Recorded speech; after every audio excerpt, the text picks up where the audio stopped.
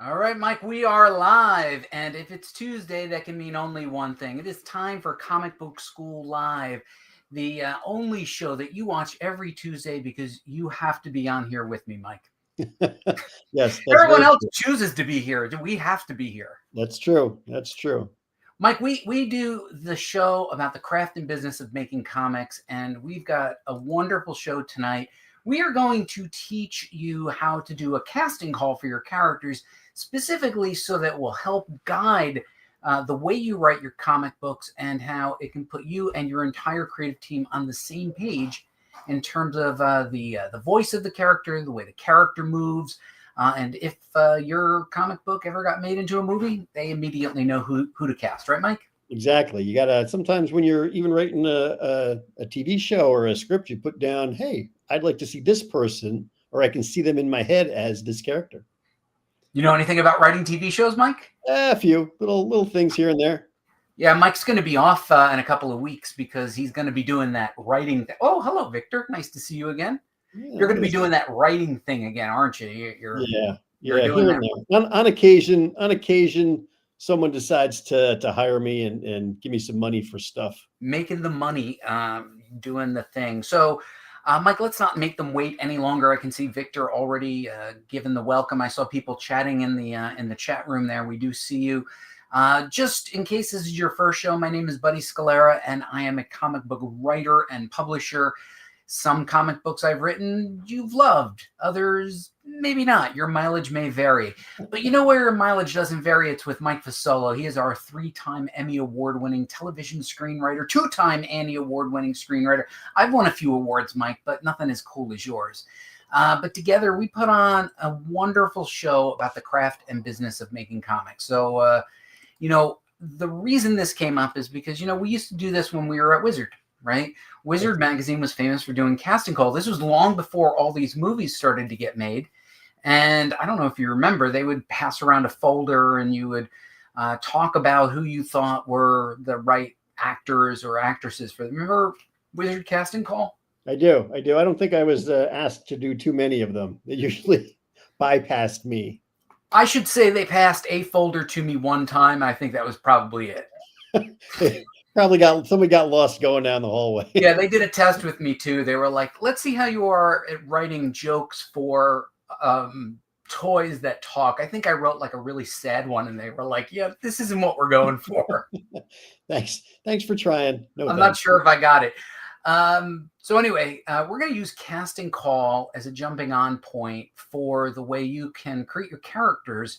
And when I create characters, I always find somebody who would play that role. Mike, we've done a lot of writing together. Nothing has come out, but we've done a lot of writing together. And we always try to find who would play the role, except this time it was a little bit easier, right? Now we have AI to help us out. Yes. It was, but we use AI in a nice way, right? Not to cheat, just to help us. No, not to cheat, just to, kind of nudge you in the right direction. Yeah, I didn't agree with all of the AI's ideas. I was like, some of those are, I actually told AI, I was like, that's a lousy idea. AI's like, sorry. Yeah, gets very, very hurt when you say things like that. I get very Jersey. This is part 2. So part 1 we did last week, which is how to make a super logo. What we're doing secretly, Mike, is we're building a portfolio of starter tips, which eventually we will migrate some of the details over to the Patreon page eventually when we launch it. Don't worry, folks. There will be a free tier, and it will be very generous. But this is part 2, Mike. And what we're going to try to do is help you as a creator to understand the building blocks that you need to put in place when you do your comic. So last week, we talked about how we build a logo and the voice of that logo. And Redheaded Ed, who is right here on us right now, helped us to build that logo. Actually, didn't help us. She built the logo. She made the logo. Yeah. I got a question before you move on. Did you do something to the things, the words that pop up on the chat things? Oh, hold on. Maybe I should put my microphone close. Is this a little better? Well, it's a little better, but I'm asking about when we pull up the comments, it used to just be. Oh yeah, maybe the design changed. Yeah, did they do that or did you do that? I think they might have done it. Huh. That's weird. Victor Medina wants to know who would play us if we were in a movie. Oh, I'm easy. I'm Sean Astin. Sean Astin would play me in a movie. I'm pretty much. You're a little harder. Who would play you, Mike? If you remember the movie Summer School, guy who played Chainsaw. Summer School, Mike. That was like 40 years ago, 50 years ago almost. That's who would play me. Who would play you now? Who would play me now? Oh, geez. I have no idea. Look, I know who my doppelganger is. That is Sean Astin. We were separated at birth. Oh, here's a good one. Jason Statham for me. Obviously, yes. Actually, I could see Jason Statham. You know, if he had the flu. Yes. It didn't work out. Andrew Campbell, that was very generous of you. And actually pretty on point. Googling that now, Fasolo. Look at Deanna. Look at that. She's, Deanna's going to be a substitute host when you're out Hollywooding.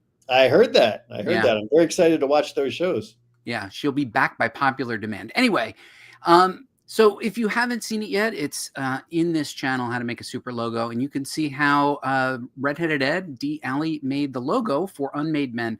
So I am doing this casting call for my characters. Hold on. I want to just make sure the slides are in the right order, Mike. Can you bluff for me for a minute and explain what we're about to do and what I asked you to do? I can try. Buddy sent me, he said, hey, let's do a casting call. And then he sent me a couple of characters. And I was like, do we need to do a super team? Or are we just doing a couple of, randos? And he gave me a list of characters. And then I said, hey, let's try these new characters. And he said, that's stupid. Yeah, I did. Did I say that's stupid? I never said. You didn't say it was stupid. You just said you didn't know who one of these characters was. Because I didn't. Who was the character again? Vixen. Vixen. Yeah, I don't know. Who is Vixen? Yeah, she's a DC character. I told you, she's got this necklace that lets her harness the power of any animal. Yeah. That's her power? That's her power. She harnesses the power of any animal? Yeah, so she harnesses the power of a gorilla. She's super strong. Or an elephant. All right. But she doesn't turn into the animal. Okay, like Animal Man? Yeah, she just kind of harnesses the power of them. All right. I'm sorry, I don't know that character. Oh, look, we got a newbie. Oh, wow. Hold on. Let's I don't know how to pronounce that name. Male? Male? I don't know. Could be. We may never know. Welcome. Oh, we got a little welcome thing. Is this the welcome one? Yes, there it is. Welcome. There we go. All right, let's get into it because people are getting bored. And we're only 2 minutes in. All right, so pull Mail down. All right, Mike. So I made this graphic. I tried to make it look as wizardish as possible. How'd I do? It looks pretty good. I was like, yeah, that's all right. I like how you took the faces out. That was pretty good. Photoshopping. Yeah. a little bit of the Photoshop there. Okay, so we have a couple DC characters, a couple Marvel characters. We were going to do some indies, but you know what? We just stuck with the easy ones tonight. And what we want you to do is in the comments, tell us which characters you would cast. And then after Mike and I have explained our two characters and who would play them in a movie, you vote on who picked the better actor or actress. What do you think of that, Mike? Pit us against each other. I think that's good. I'm probably going to win. That's actually, I did ask. I ran it through Gemini, and Gemini said you're going to win. You're going to get the popular vote. All right. So again, you're doing this because you're writing a comic book, and the way you do this is 3 steps. First, you identify key character traits. So an example will be, we're going to be doing Luke Cage, right? We've got a big guy. We've got a history to him. We've got an approximate age. When we cast Luke Cage, and you'll see Luke Cage in here in a minute, that's different than casting Iron Fist, right? Different body type, different way of moving, different personal and professional history.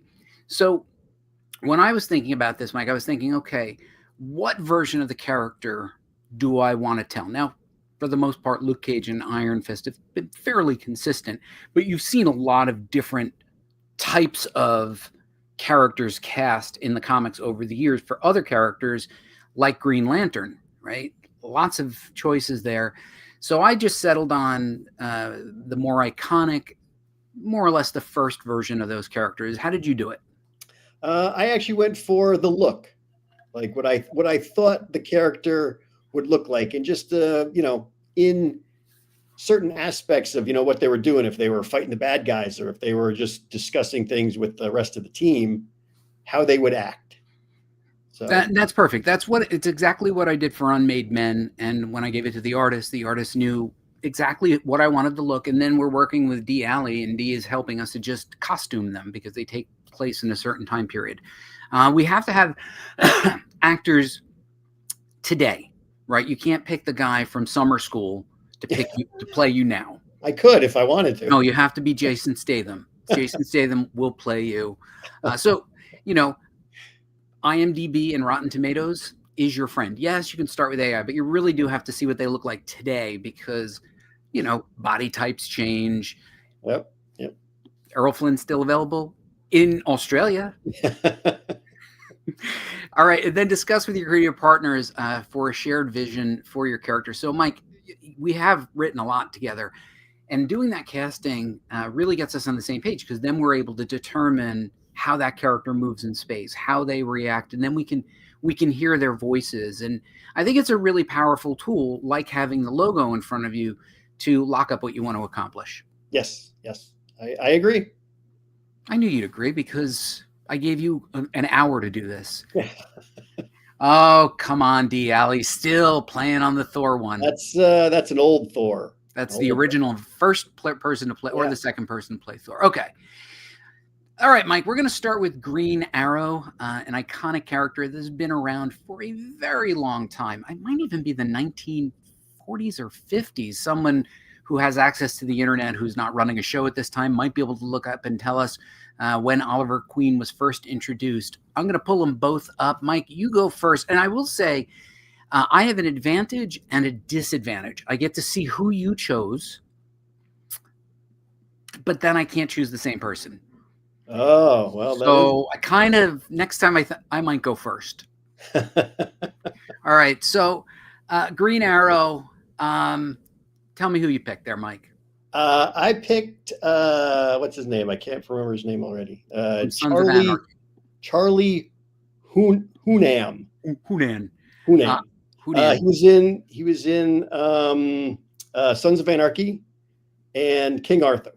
And I'm sure he's been in a few other things. He is exactly who I went to for Green Arrow. I was like, it's the Sons of Anarchy guy. Yeah.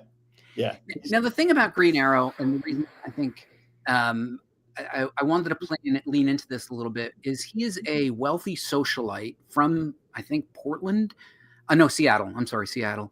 And he's a mature gentleman. He's not, a young guy. So I was glad that you didn't pick, a 25-year-old heartthrob.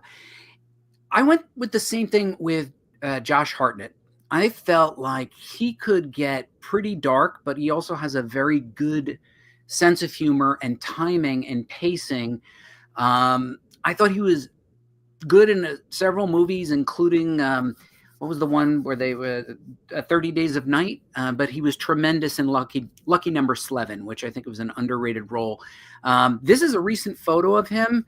I think they would both be good. I think you actually win on this one. I don't know what people are saying in the chat, but your guy was the guy I went with first. But Josh Hartnett, I think, would be a pretty good second. What do you think of Josh Hartnett? I think he would be okay. I don't know if he has the build and kind of the swagger that Charlie has, just because of the roles that he's played. But he can have a good look for Green Arrow. He does have a good look, and I think he has the height which you would want for an archer to be able to pull that bow back. I think Charlie's a little bit more compact and a little bit more of a brawler. Yeah. I think Hartnett would do better with a little distance between him and who he's fighting. Yes. Right, and then hit him with the bow if it doesn't work. So, what are they saying in the chat there, Mike? What are their? Is anybody? The Guy Ritchie movie, The Gentleman, was another Charlie Hunnam role. Was he in that? I don't know. I don't think I ever saw that one. Hartnett Thank you, Deanna. Is underrated and more versatile than people realize. All right. Thank you, Deanna. You know what? You should come on and be the co-host. And then we got Andrew saying, I think Stephen Amell would be good for the role. That's a good choice. By the time that this comes out, Stephen Amell will be an older gentleman. Okay, quick vote. Does anybody want to say that Charlie or Hartnett would be better? Or we can just ask them to vote at the end. But I kind of like both of them. I'm going to vote for my own. Yeah, you can lean. I lean toward Charlie, so I think you won this round, Mike. Yeah, easily. Do you have the bell? Put your finger on the bell. I don't have the bell. Where's the bell? That's under the media assets. Near the applause. No, that's not. Oh, here it is. That's not it. Good. Okay, so I think you won that round. Okay, second round, Green Lantern, Mike. I thought you went with a great choice, but I think mine is better. Here we go. Oops, wrong. I put the caption under. I was working fast. What's this guy's name? His name is Taron Egerton. Taron Egerton. Tell me why you went with. He's been in a bunch of stuff. He was in Kingsman, and I've seen him in Blackbird, where he plays a convict. And yeah, he's good, Mike. I like him. He's got a great jawline. Yeah, he's got a good face. He looks like what I would imagine a Hal Jordan look like. And since he's played those different roles, like kind of like the not knowing what he's doing and having to learn stuff, and also I'm a con man, so he can talk his way out of anything. He's very smooth. He's in great in a fight too. So I think he would make a good Green Lantern. No, which Green Lantern? It's not the you're thinking Kyle Rayner. No, I'm thinking Hal Jordan. Hal Jordan. He does look like Hal Jordan. He actually does look like Hal Jordan. Yeah. All right. So you're going with Taron Egerton. I wanted to mix it up a little bit. Green Lantern Corps has people of all shapes and sizes, and I think Anya Taylor-Joy is a tremendous actress. She has been good in everything, and I think she would make a great Green Lantern, more for comic relief and being a little bit unhinged, but in the end, learning how to be heroic. So very young, very green, and very creative with her ring. Right? Not going with the traditional Green Lantern stuff, but being very creative and funny. Not as far funny as Harley Quinn, but probably a little bit of a good foil to a more serious Green Arrow who is getting aggravated with her shenanigans. So you take either of these guys and they could easily get aggravated with the shenanigans of a young Green Lantern. Mike, what do you think of my choice? She looks familiar. What's she been in? She was in Mad Max Furiosa. She was in the New Mutants TV show. She's been in quite a lot. Well, I can't say for her acting ability because I can't remember anything she's been in, but I mean, it would be kind of neat to see a very newbie Green Lantern. Right. And Taron Egerton would play it a lot differently. Hold on. Let me put up my disclaimer here. All photos are TM&C respective owners. Yeah. Yeah. Wait, what was that comment that just came up? It's so different without makeup. I don't know what. How do you know what she looks like without makeup, Glenn? Oh, No Love for Alan. That wouldn't be a bad Green Lantern if they did. Yeah, Matthew, that's actually not a bad idea, but you had to pick one. The Green Lantern Corps is huge. So I think I'm going to say I won this round because you went straight up the middle. Like the name of the character is Green Lantern. Straight up the middle. It's like a hat on a hat, Mike. You didn't need that. Yeah, she is like a chameleon. And doesn't even matter that you spelled chameleon. Chameleon, like kind of like a dandelion. For Grammarly. She is very good that way. She looks like Taron. Oh, okay. She looks like Taron. She actually they kind of do have a similar symmetrical eyebrow structure as well, don't they? Perfect nose, perfect. These are perfect humans. We can do the Denny O'Neil run of Green Arrow and Green Lantern. Not with Anya, of course. Oh, that's true. So Mike, who won this round? Are you gonna stay with Taron and you won, or would you give it to me this time? I'm gonna stay with Taron. All right, 2 for you. So we're gonna go with your vote. Okay. Oh, you're really? reliable. All right. And now we're gonna move on to the third member of their trifecta, Black Canary, of course, the love interest for many, many years for Green Arrow. And it's very important for us to keep in mind the age difference. So if we are casting Green Arrow as an older gentleman, we have to be mindful of what age Black Canary should be. All right. So we want to make sure that people aren't getting hung up on, oh, he's so old and she's so young, or vice versa. We want to make sure that it would make sense to the fans. What do you think?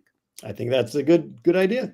All right. So I definitely thought you had a great choice with Black Canary. I did not know this character or what she's from, but when I did see her, I went, wow.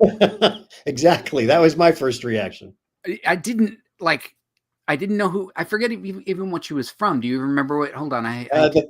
The thing that I saw her in most recently was Godzilla versus Kong, which was one of my favorite movies just because it was two giant monsters fighting each other. And she was, in it being a human. Oh, an ambulance. She was in an ambulance. Ambulance, yeah. And the Three Body Problem, which was a good show. Right. Now, I don't know anything that Blake Lively's been in.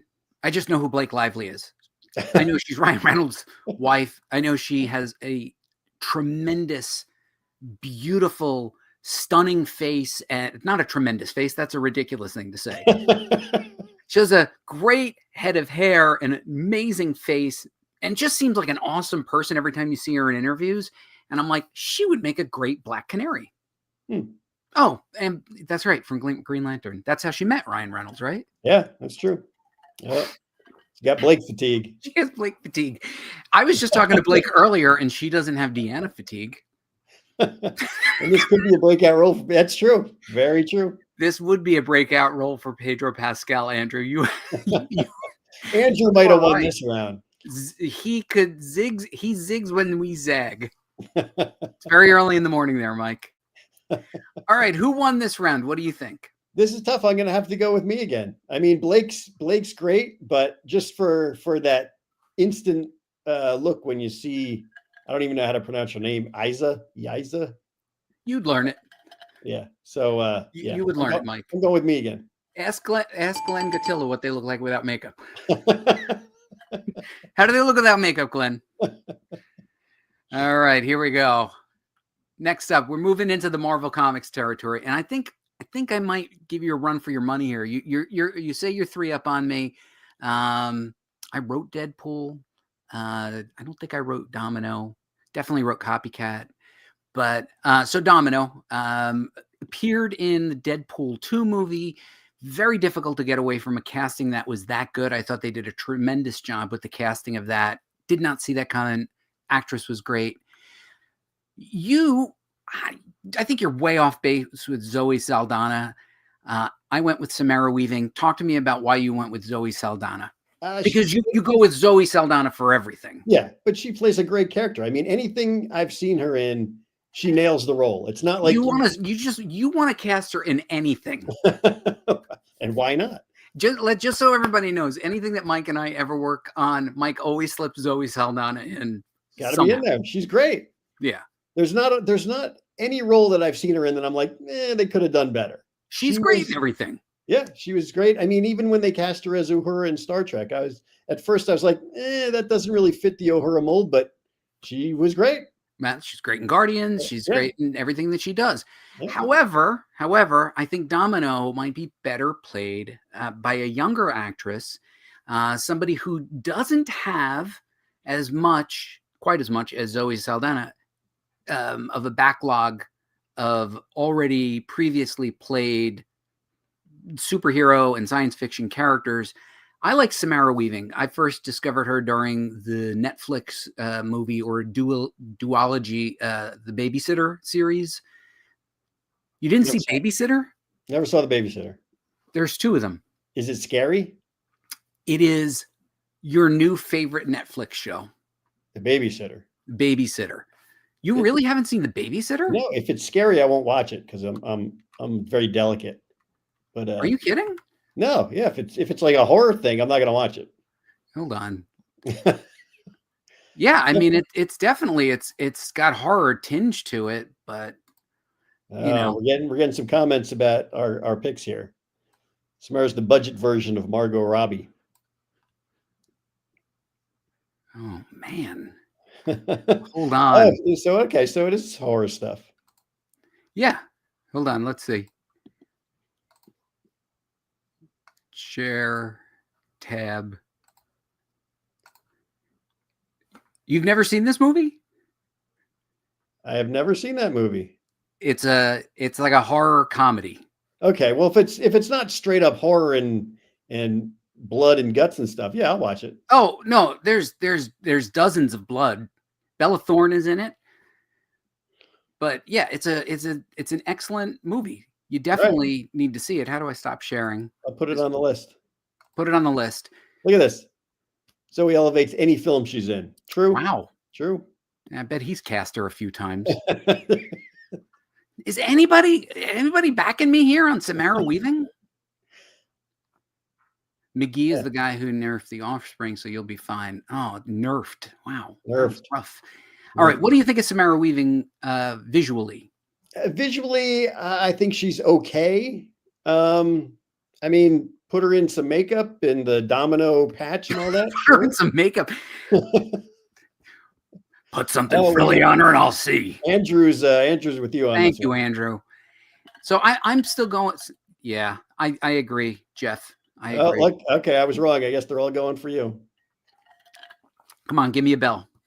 Okay, hang on. Let me find the bell. There it is. Awesome. Awesome. Okay, here we go, Mike. Now we're getting into Iron Fist. I found this one to be a little bit these last two to be a little bit tougher casting. I don't know about you because this was a tough one. This was a rough one for me because I'm like, we need somebody who can actually do some pretty intense fighting, but they also you have to look at them and know that they are also a very calm demeanor. Exactly. It has to also be old enough for him to have gone through the training. Yes. And that was one of the challenges, right? I kept going because I was saying body type. He's very thin. He's very lean. He's not particularly tall either. I mean, in the Marvel universe, everybody's almost 6 feet tall. Like they just have this world where everybody's 6 feet tall, right? Between 5'11" and 6'1". Clearly, neither of us are there. But I felt like Iron Fist needed to be cast to be unassuming, where somebody would underestimate his ability to hand out a whooping. Yes. You know what I mean? Yeah. He's also from a wealthy family and has trained hard. And this is who you and I thought would be best at playing them. Tell us about Nicholas Hoult. Hoult. Yeah. I mean, everybody knows him from, he played Beast in X-Men. He was Lex Luthor most recently in Superman. So he's got that wide range of ability to play characters. And if you look at him, he just looks like a nice guy. He's very unassuming. He's not like, he can really stare you down. And he could also, I think, play the meditative kind of monk role as well as getting out there and kicking some ass. I agree. Joe Keery's putting the eyebrows on. This guy wakes up with all the eyebrows. He just wakes up with eyebrows right up to his scalp, right there, just right up there. He was Nux from Mad Max. He was great. Shave him down, shave his eyebrows, spray him silver spray paint, and he played a great role. And he had a lot of presence, and the man could not have less body fat. Yeah. Just he's skinnier than you, Mike. And like me, yeah. He has the figure I will never have, ever. Something to aspire to. I picked Joe Keery. I think he's underrated from Stranger Things. I think every scene he was in, he was magnetic. Oh, he's the boyfriend. Yeah. Okay. Yeah, because that picture doesn't do him justice. I would know him if you showed a Stranger Things picture. Yeah. He was also in Free Guy. I had to look up the thing, but he's best known for Stranger Things. Obviously, they practically raised those kids. The Stranger Things entire cast is now in their 40s, and it's just really strange things. Like Stranger Things are growing out of my hair and my ears. That's the Stranger Things. I have to say, I think both would be good choices, and I hate to say it, I might give you Nicholas Hoult over Joe Keery, Mike. I think you'd have to. I think it's your Hollywood connection. Do you know these people? Oh, I wish I did. That'd be great. You couldn't wait to hit that bell. First time you couldn't find that. I had it all ready for me. Yeah. You don't give me a little love for Joe Keery? If I had seen the actual picture of what I know him as, I might have said, yeah, that's a pretty good one. But that's a bad picture you chose. Yeah.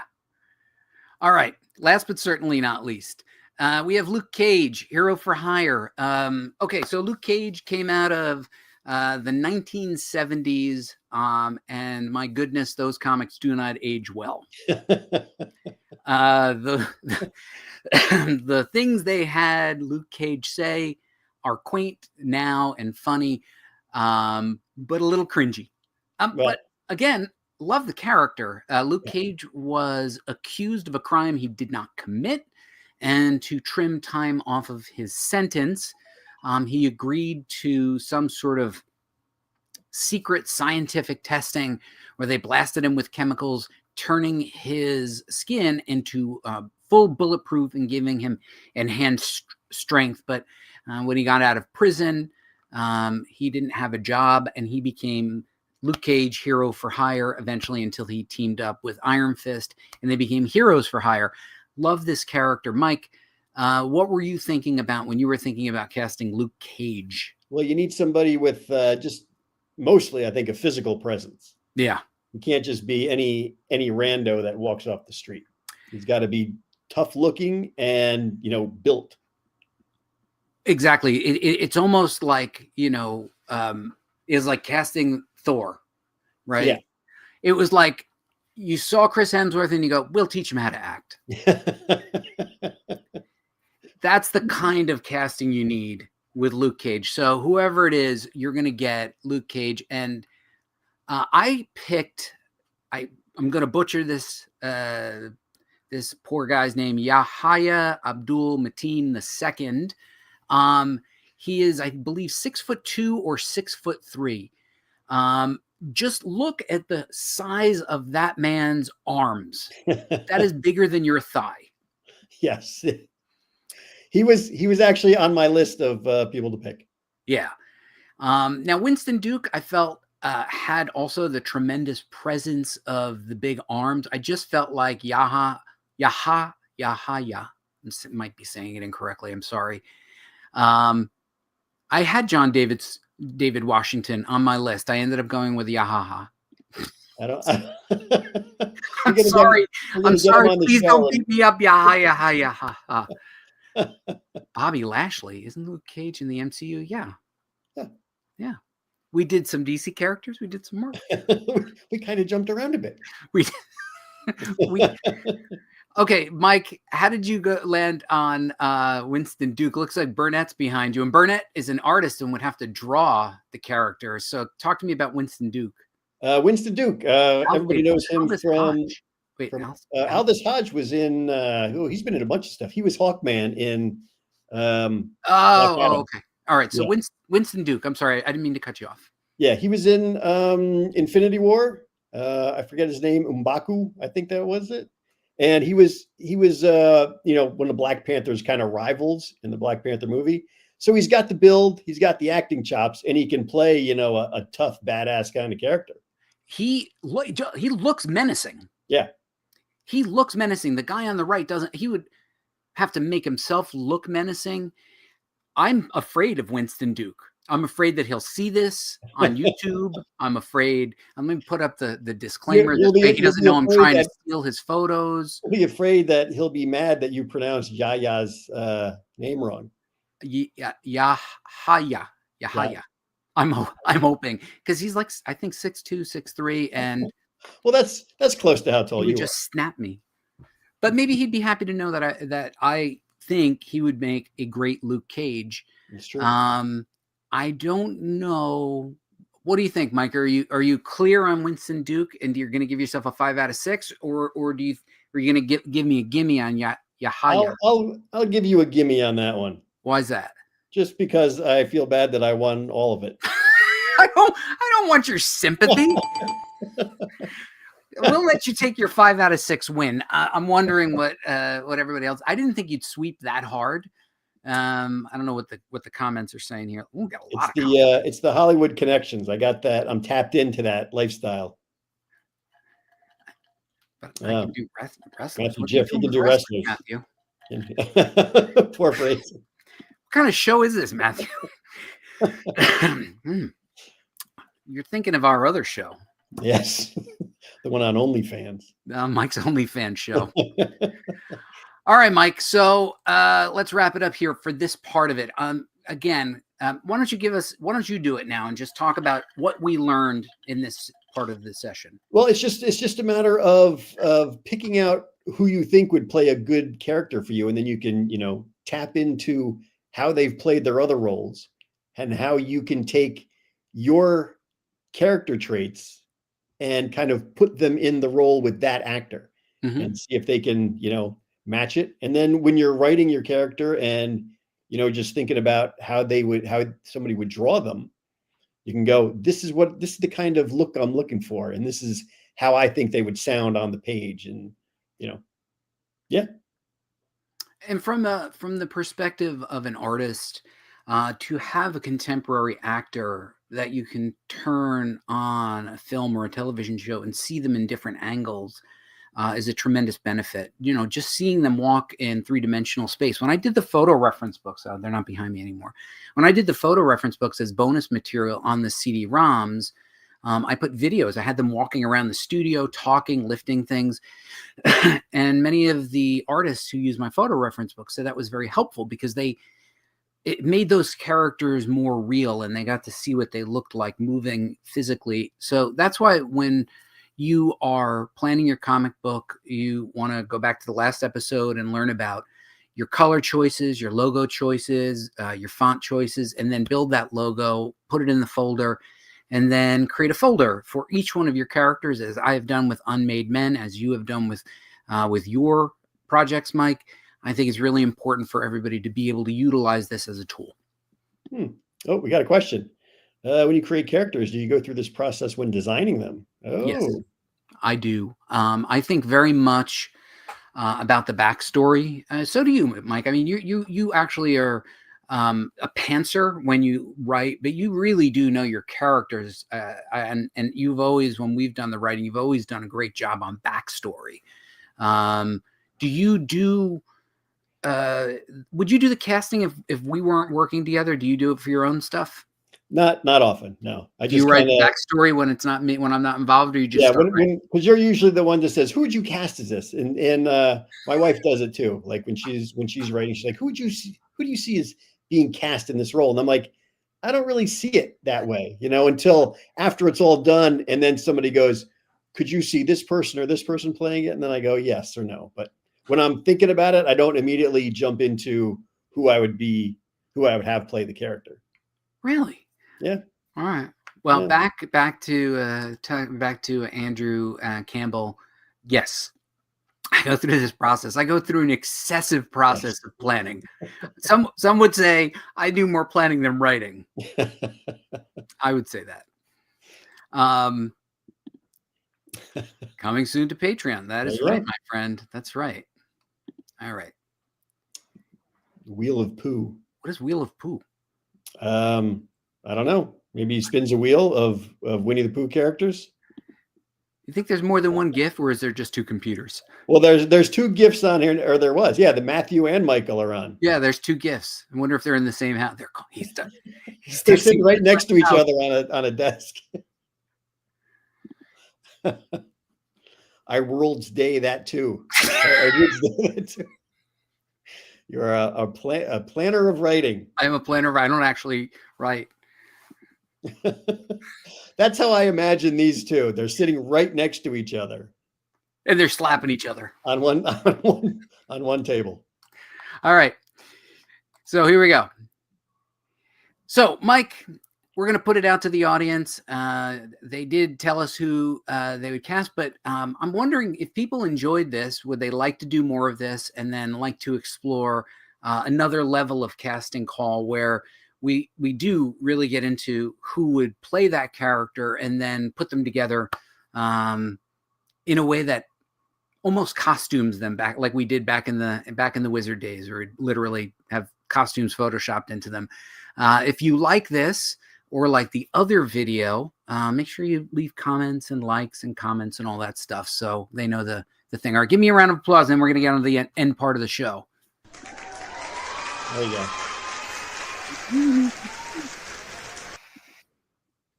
All right, Mike's novel continues with journal entry number 5.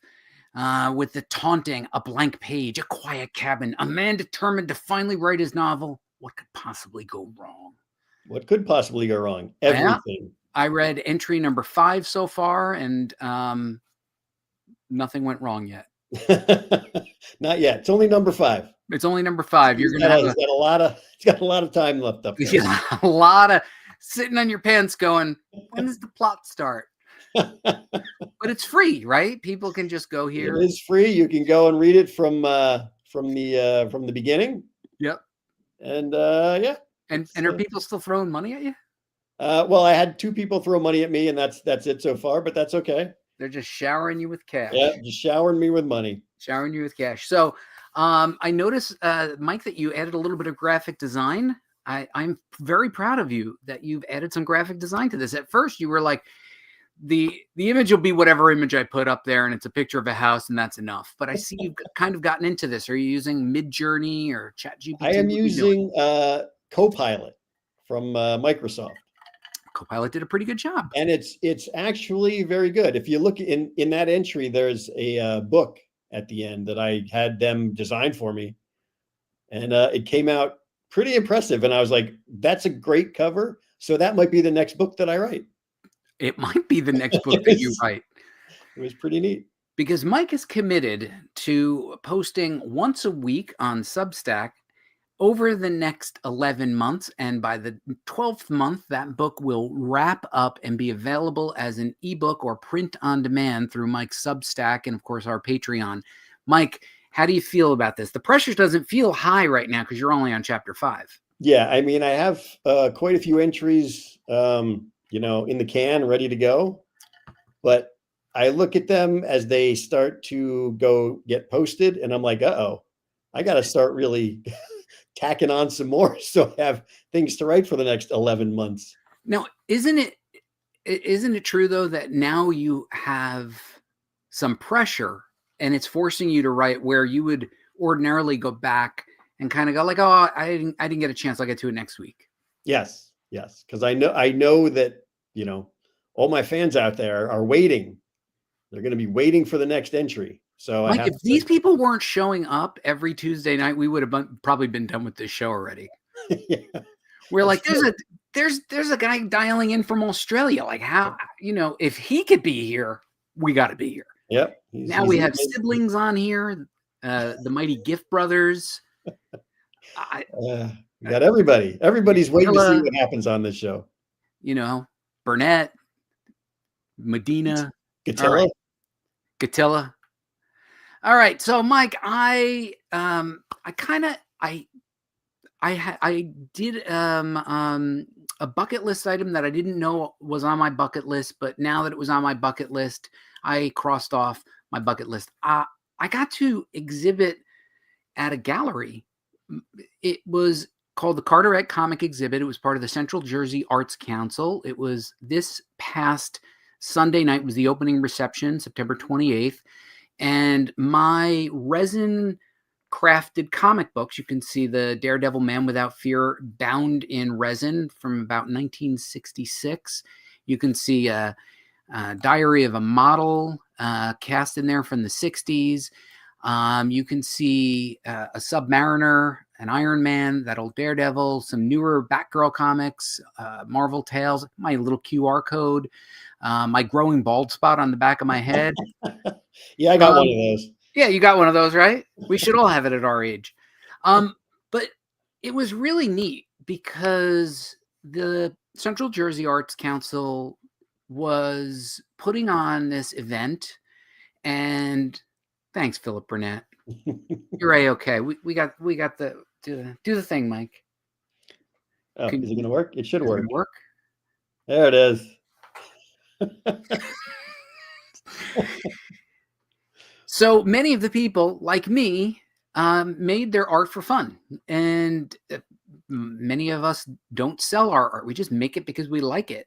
And they had the youngest exhibitor was 10 years old. Several were in high school. There were all different types of art interpretations. I made a bunch of 15-second shorts, a live walkthrough, and it was pretty amazing. There was even a person there who was a gourmet baker who baked cupcakes for the event. So yeah, I got to be in a gallery, Mike. Nice. Yeah, and it was cool. I liked all your stuff because it was all resin, and I thought that was really neat. The other one of the videos I saw was the guy who did the burned characters in the wood, and then colored them. I was like, that's impressive. Yeah, and he was selling them. I'm pretty sure the price was pretty steep, but he said he sells them. Yeah, wood costs a lot. Yeah, well, I don't have any. What did Redhead Ed say? Said she was with you when you bought that Batgirl. Oh yeah, that's a great Batgirl cover, isn't it? Yeah, is that the one you put sparkles in? That is the one that I put sparkles in. Just love that cover. I'm gonna do a couple more. I got the bug back, and suddenly somebody. And what's funny about it is, a lot of these I've never shown because they had mistakes in them. So when they called me, they were like, "Oh, can you bring some by?" I'm like, I gave all the good ones away to people already. All I had were the ones that no one wanted. Well, what kind of mistakes? There's scratches on them. The resin bubbled. Something didn't come right. Like this one, you can see over here. You got the paint flaked, and then the resin bubbled a little bit. There was a bleed through on one of these, so they weren't what I would say are my best ones. Those are already taken. And then look, I even have little Marvel Hero Clicks. And they put them on light stands for me, but I put Hero Clicks in resin because I was like, oh, I have Hero Clicks. Let's just see. And I put them in a little tube, and there's Tony Stark. There's Man-Wolf. So yeah. Now you can take those home and put them on the little light stands.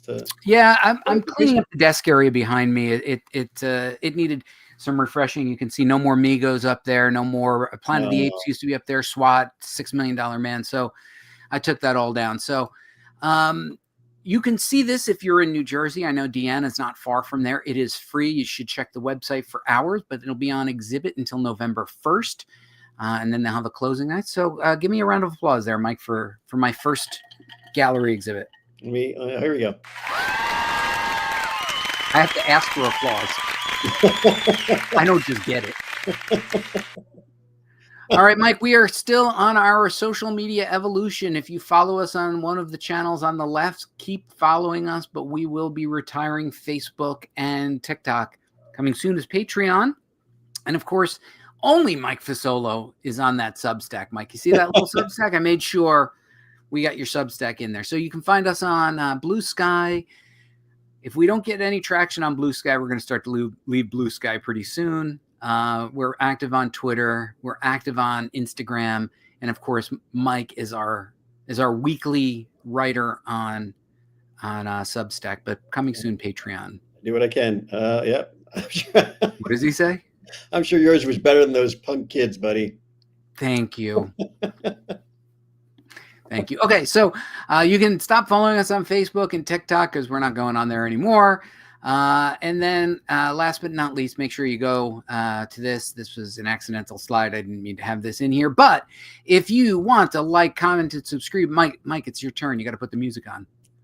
Where's the music? We're getting good at this. Here we go. Years in and we'll have this. All right, load the music.